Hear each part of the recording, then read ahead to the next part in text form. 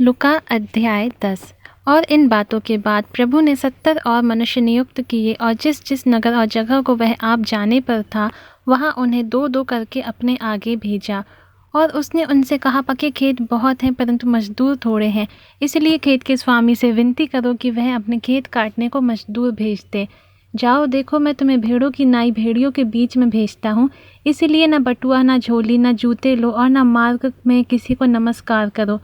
जिस किसी घर में जाओ, पहले कहो कि इस घर पर कल्याण हो। यदि वहाँ कोई कल्याण के योग्य होगा तो तुम्हारा कल्याण उस पर ठहरेगा, नहीं तो तुम्हारे पास लौट आएगा। उसी घर में रहो और जो कुछ उनसे मिले वही खाओ पियो, क्योंकि मजदूर को अपनी मजदूरी मिलनी चाहिए। घर घर ना फिरना। और जिस नगर में जाओ और वहाँ के लोग तुम्हें उतारें, तो जो कुछ तुम्हारे सामने रखा जाए वही खाओ। वहाँ के बीमारों को चंगा करो और उनसे कहो कि परमेश्वर का राज्य तुम्हारे निकट आ पहुँचा है।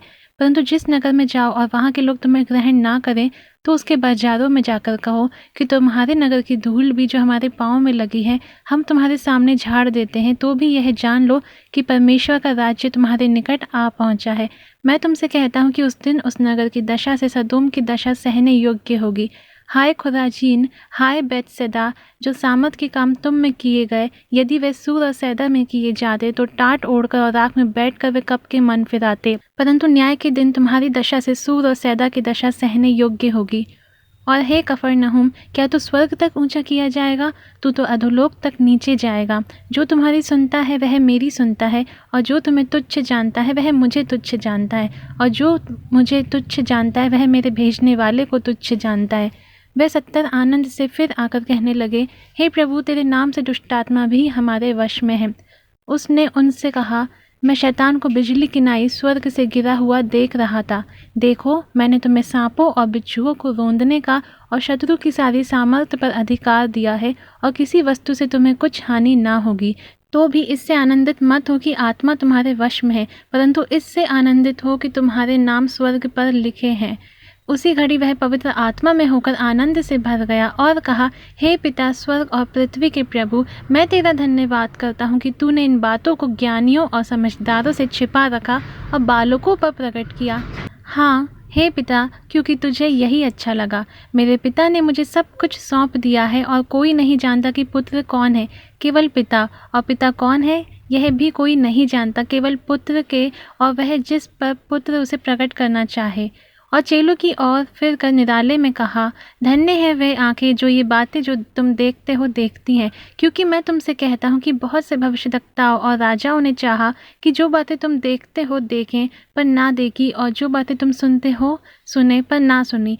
और देखो, एक व्यवस्थापक उठा और यह कहकर उसकी परीक्षा करने लगा कि हे गुरु, अनंत जीवन का वारिस होने के लिए मैं क्या करूँ? उसने उससे कहा कि व्यवस्था में क्या लिखा है, तू कैसे पढ़ता है? उसने उत्तर दिया कि तू प्रभु अपने परमेश्वर से अपने सारे मन और अपने सारे प्राण और अपनी सारी शक्ति और अपनी सारी बुद्धि के साथ प्रेम रख, और अपने पड़ोसी से अपने समान प्रेम रख। उसने उससे कहा, तूने ठीक उत्तर दिया है, यही कर तो तू जीवित रहेगा।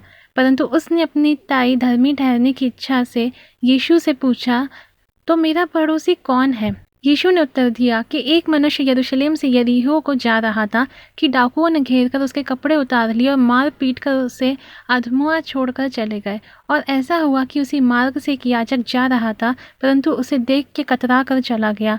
इसी रीति से एक लेवी उस जगह पर आया, वह भी उसे देख के कतरा कर चला गया। परंतु एक सामरी यात्री वहां आ निकला और उसे देखकर तरस खाया, और उसके पास आकर उसके घाव पर तेल और दाखरस डालकर पट्टियां बांधी, और अपनी सवारी पर चढ़ाकर सराय में ले गया और उसकी सेवा टहल की। दूसरे दिन उसने 2 दिनार निकालकर भटियारे को दिए और कहा, इसकी सेवा टहल करना, और जो कुछ तेरा और लगेगा वह मैं लौटने पर तुझे भर दूंगा। अब तेरी समझ में जो डाकुओं में घिरा गया था, इन तीनों में से उसका पड़ोसी कौन ठहरा? उसने कहा, वही जिसने उस पर तरस खाया। यीशु ने उससे कहा, जा, तू भी ऐसा ही कर। फिर जब वह जा रहे थे तो वह एक गांव में गया, और मार्था नाम एक स्त्री ने उसे अपने घर में उतारा, और मरियम नाम उसकी एक बहन थी। वह प्रभु के पाँव के पास बैठकर उसका वचन सुनती थी। पर मार्था सेवा करते करते घबरा गई और उसके पास आकर कहने लगी, हे प्रभु, क्या तुझे कुछ भी सोच नहीं कि मेरी बहन ने मुझे सेवा करने के लिए अकेले ही छोड़ दिया है? सो उससे कहे कि मेरी सहायता करे। प्रभु ने उसे उत्तर दिया, मार्था, हे मार्था, तू बहुत बातों के लिए चिंता करती और घबराती है, परंतु एक बात अवश्य है और उस उत्तम भाग को मरियम ने चुन लिया है जो उससे छीना ना जाएगा।